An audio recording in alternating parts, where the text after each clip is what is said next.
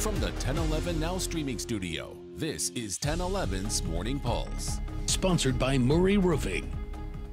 Good morning, this is Craig Allison with your Morning Pulse for Thursday, September 18th. Our first story this morning, for Hispanic Heritage Month, Latino leaders are speaking out on the impact the community has in the Good Life state.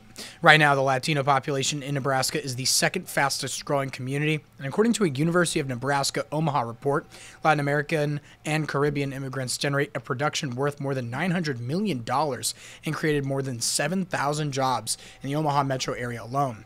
However, the Nebraska Commission on Latino Americans says recent federal changes have caused many families to live in fear. For more on this story, you can go over to 1011now.com or wherever we're streaming on Roku. Second story in our crime tracker this morning, a Beatrice man will spend nearly 80 years behind bars for the death of an infant and the sexual assault of a child. 28-year-old Austin Menn was found guilty of killing a 4-month-old boy and sexually assaulting a 15-year-old girl. The infant died from blunt force injuries while Menn was babysitting him in August of last year. Menn will be required to register as a convicted sex offender for 25 years. Your third story, a drilling program in rural Johnson County is making strides this month in an effort to harvest critical underground resources from one of the only mines of its kind in North America.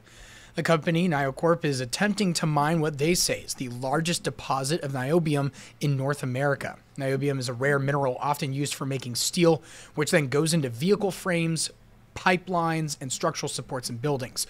Also under the earth there, scandium and titanium.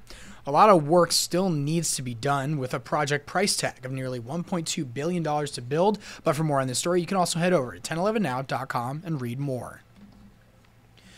Fourth story in sports. One of Nebraska volleyball's greatest head coaches, John Cook, will be immortalized outside the Devaney Center.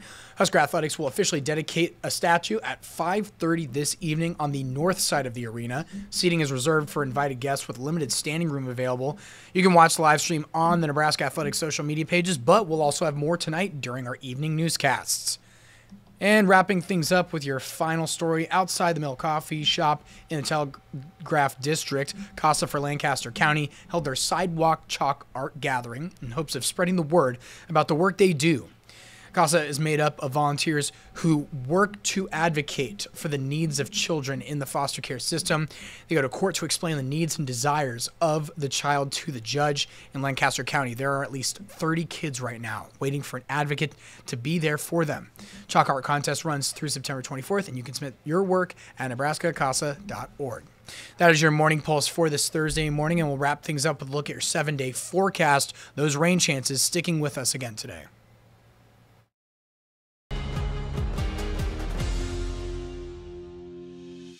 You've been listening to 1011's Morning Pulse. Watch, listen, stream on the 1011 Now app, on YouTube, or wherever you get your podcasts. Sponsored by Murray Roofing.